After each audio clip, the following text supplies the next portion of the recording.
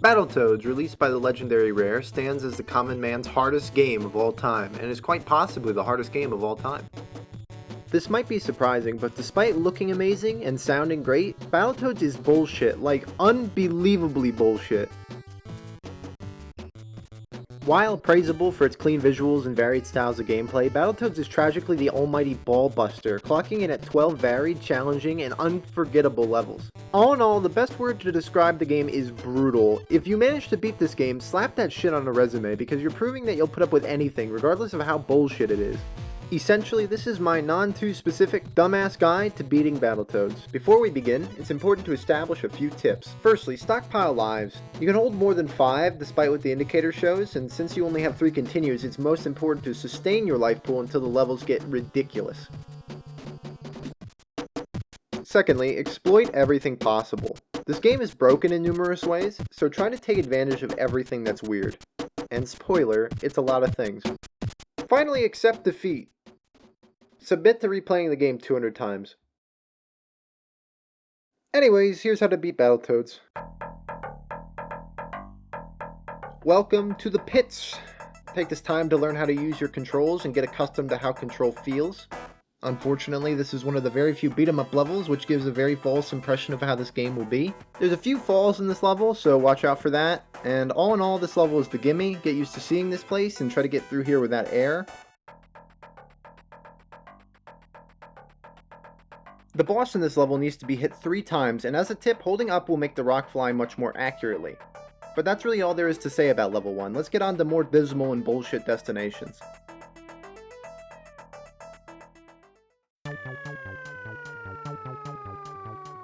This is surprisingly the most important level for beating the game, and the reason for that are these birds right here.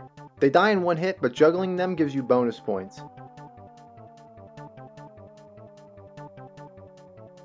Unless you're a fucking mega wizard, you're not going to complete Battletoads without suffering your way through a bunch of the levels. Considering that with enough practice, you can convert a lot of the birds into a full extra life, you can actually amass enough lives to get through some levels.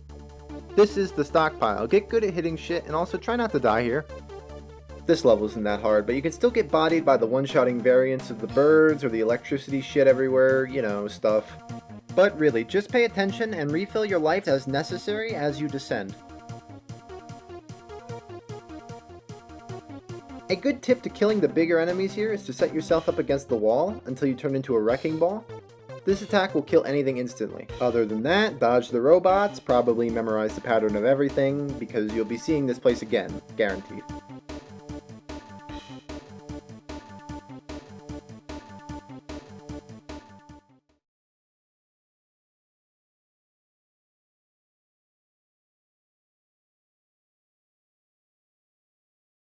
Here it is, the first big boy. The Turbo Tunnel, which is quite possibly the most infamous level from a video game. At this point, the game decides to throw the player a ton of unfun, insane shit. Until now, you've had pretty good control over things, but here we are, the Turbo Tunnel, a level that begins with recognizable and similar gameplay to 1 and 2. And then halfway through the level, you gotta bust out the wheels, get in the motor, you know, and grind through a very strenuous bike race that has graced a lot of people's most asshole levels of all times list. Sadly, you'll have to get through this portion of the game without dying too much, because, spoiler alert, this level is the 3rd easiest. The best advice for level 3 is to focus on memorizing the track. You'll probably die here, but it becomes so much easier once you're good at it. The bikes are quite sluggish, so try to position yourself in the right spots before the obstacle comes. You're going to have to trust yourself and then get a hand for everything here. I really don't want to act like this level isn't hard. It's insane, but it only gets more insane the further we get. The best tip I can give here is that the end of the level is way too fucking fast, so instead of trying to go up and down deliberately, just follow the bike's shadow and weave it up and down almost without thinking. You'll probably die a lot here, but probably less times than you will in level 4.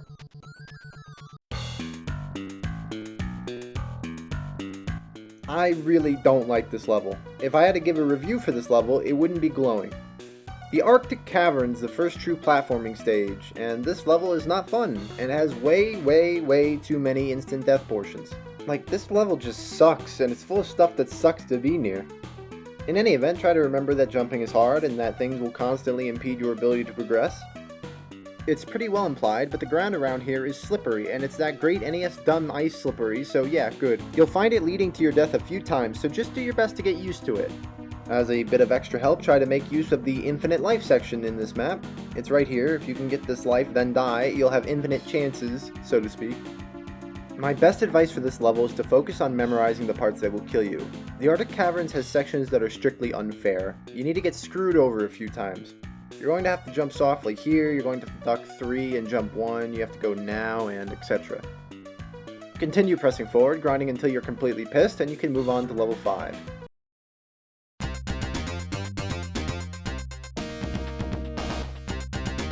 Welcome to the Turbo Tunnel 2, but this time the designers have opted for more RNG to spice up your life. The early sections involving the surfboard are not as deadly, but this level has more nonsense the further you get.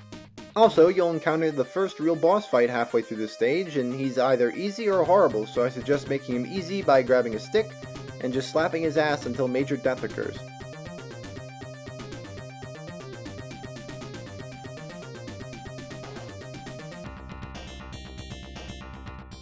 For the ending portion of this level, you'll have to go through 4 sections of RNG mines that kill you in one hit.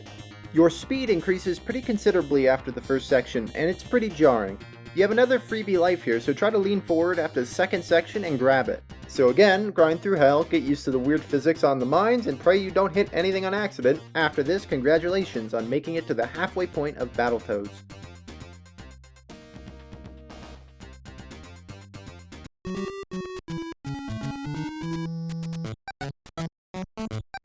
Halfway there, and once again a new mechanic arrives to dick us. Welcome to Carnaph's Lair, a level comprised of only platforming. And akin to level 4, there is a lot of platforming to do. In fact, there's only platforming to do.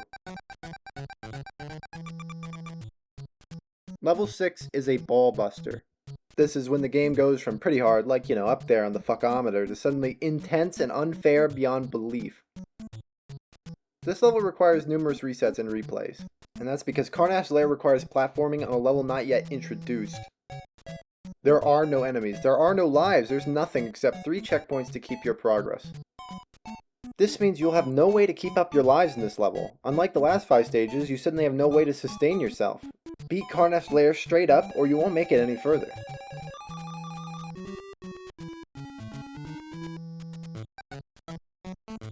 It is the very first you must beat it with your abilities or forever be stuck on this stupid fucking level. This is rough, so prepare mentally and make no mistakes. You have to get a sincere feel for every jump, and eventually you'll get the muscle memory that allows you to get through here without dying. The best tip for this level is to make a jump here at the very end, which is actually unintentionally left here from the game designers, but you can skip a really long section of the snake platforming this way.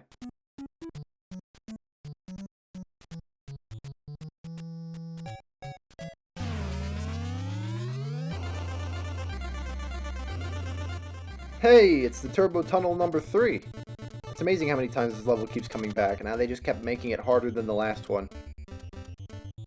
Volkmeyer's Inferno is level 3, just with horrible RNG like level 5. This level is horrendous. It's the perfect example of why this game is so infamous. Unless you're a fucking fortune teller, you're never going to be guessing the correct path the first time through. It's actually almost insulting how unfair this level is. The best advice for level 7 is to not die too much on the stupid logs because you'll want all the lives you can get, and then really learn where you have to move the plane. There's some variety in the sections, but mostly focus on memorizing the sections that don't involve stupid asshole meteor RNG, and just hope you can figure out that stuff when you get to it. The last section is dumb as hell, so just keep your cool, focus up, and you'll get through her eventually.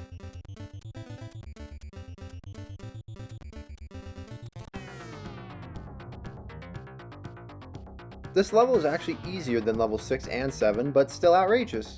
Akin to level 4, Intruder Excluder presents the player with a host of instant death mechanics, falls, and finally the first really hard boss. Expected to climb up for 10 years, the player must traverse through new enemies, mechanics, and annoying physics in order to meet face to face with this guy with a machine gun. He's absolutely horrible, and all that can be said is that you better be stockpiling lives like a fucking squirrel because he's gonna chump through your ass like 10 times before you hit him enough to kill him. You could try to air juggle him, which works if you're a great player, but results in getting crushed if you're not used to it. You have to duck his bullets to survive. If you get shot, you'll continue to be shot on the ground. Try to take the fight slowly, but pick moments to be greedy. After a certain point, he starts moving and jumping too fast to keep up with reliably. After you complete this level, most likely on your 28th playthrough of the game, you can proceed to New Horizons, which is the shithole of level 9.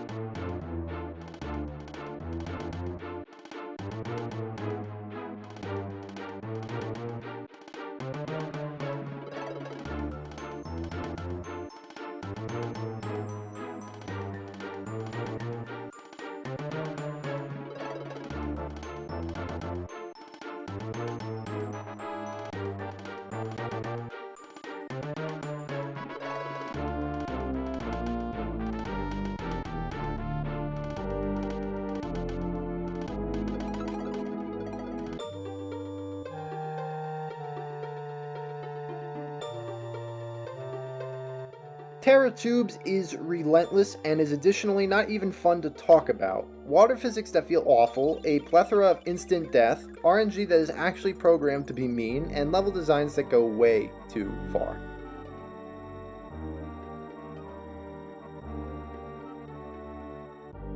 If that's not bad enough, this level barely functions correctly. You'll find shit hitting you through walls, spikes with weird hitboxes, enemies with super weird mechanics, and jumps that don't work properly.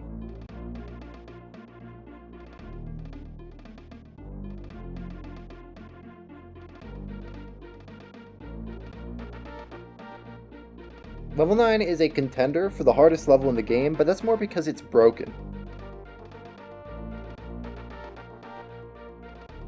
There's two parts to this level, running around like normal and water sections. The normal running often involves cogs that chase you, which sucks. Just try to figure out where it's safe to stand so you don't die. Water is just plain bad. I could complain how bad it is, but without going on about it, just recognize how each tap of the jump button moves you underwater. To jump out of the water, say a quick prayer, and then hit the button as hard as you can near the top of the water. If your prayer was answered, you'll actually jump out of the water. If not, you'll just flop and probably die to something dumb. The best tip for level 9 is to learn all that you can. You are going to lose many lives here. To mitigate this, there are subsections with a life reward. Try your best to keep getting these before you die. If you manage to successfully keep up the rhythm of getting a bonus life, learning more about the level, and then dying, you'll make it out of here. Otherwise, you're going to have to replay 8 levels to get to this point again, so try to get the most out of each attempt. And congratulations, you've made it to the final quarter of the game.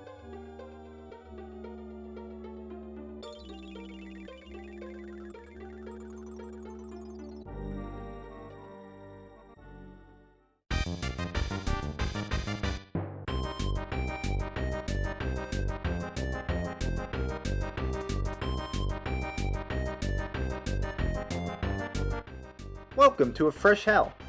Upon arriving in level 10, there's a good chance that you will have no idea what the fuck is going on. The level presents little opposition at the start until some rat portals in, and then he's suddenly running somewhere. A player new to this level might be inclined to beat the shit out of the rat, but it's actually invulnerable to damage. Should have just given this rat a gun, it would have been game over. But instead you have to race to the bottom of each area and kick a bomb before the rat reaches it. There are 3 races, and they essentially require memorizing everything and making close to no mistakes in order to make it to the bomb in time. This is a grind. There's no more lives in the game either, and dick all for points, so you've got what you've got. This level is not unbeatable, but it is hard as hell. Get good at running, and feel free to break several controllers, since they're going to be worn out by the time you're done anyway. The third race, in particular, is so fast that you either have to be perfect or use this janky strategy of hitting him into the wall so you can keep him locked in place with you. Keep dying and do your best, and you'll get to fight another boss in this level whose ability to plow cannot be understated. Fortunately, this boss has a fairly easy pattern and you can get through it with minimal deaths. Which is great because you will need 100 million fucking lives for the next level.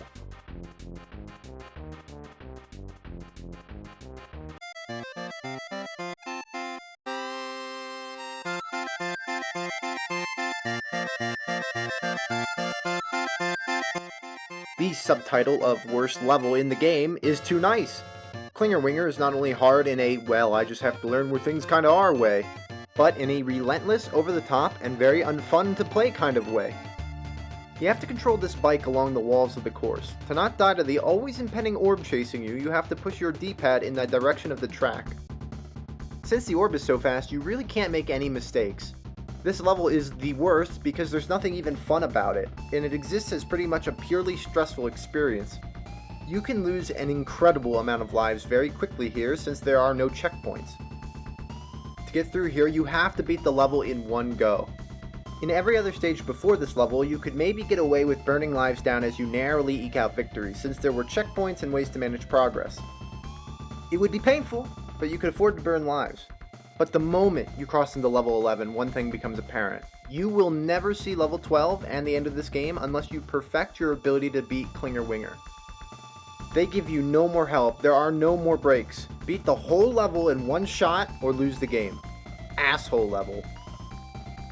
Oh yeah, there is a boss in this level too, and he's a total pain, so try to have enough lives to actually kill him. There is an easier way to beat him by headbutting the boss to the right side of the screen and then rapidly punching to pick him up. Throw the boss and headbutt again, and after like 13 hits, you can leave Klinger Winger.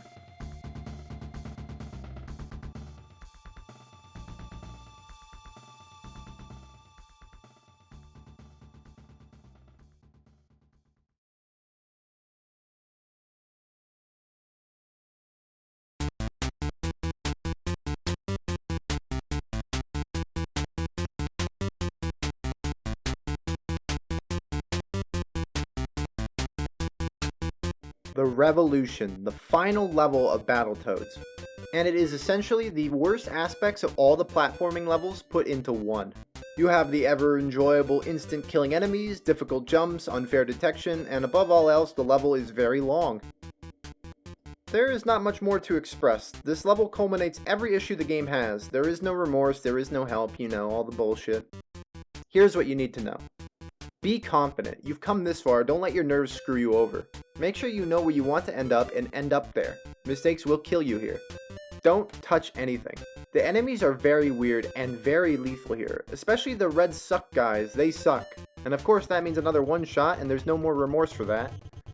When you see sticks in the wall, jump to them and make sure you make it on the first attempt. A face will appear and try to blow you off the tower. It's unavoidable death unless you're hanging onto a stick. Hit down to release yourself, and especially learn how that feels, it will come in handy later. Without going into every specific place where you have to go in this level, all I can say is accept the fact that this level is very long and tedious. Avoid everything, and begin planning on how you're going to beat levels 1 through 11 again, because that's your next few stops before taking on the Dark Queen.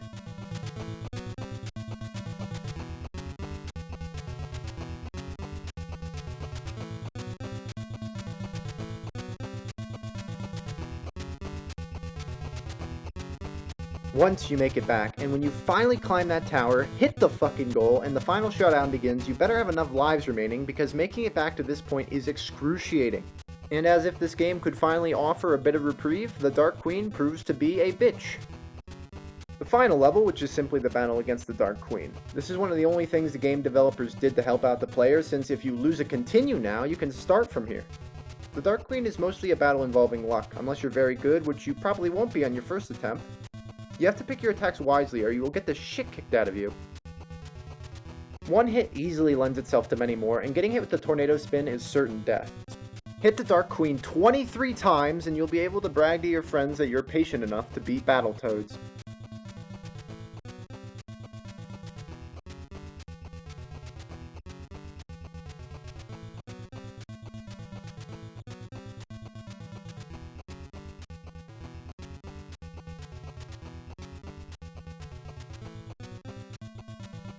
This game is totally classic. It's got great graphics, it's got great level variety, and it's got great gameplay. Unfortunately, the game developers thought that an exercise in sanity was more interesting than infinite lives, fair jumps, and remorse for a player. Sadly, this was probably the high point of this series. There's been a modern reboot, but outside of the music, the game isn't all that exciting. They just can't seem to rekindle the magic and legacy of the NES game. But I want to see more from the Battletoads. I want to see them surrounded by iconic characters, potentially a fighting game where their wacky and over-the-top style fighting could be demonstrated. Somewhere like, oh yeah, Killer Instinct!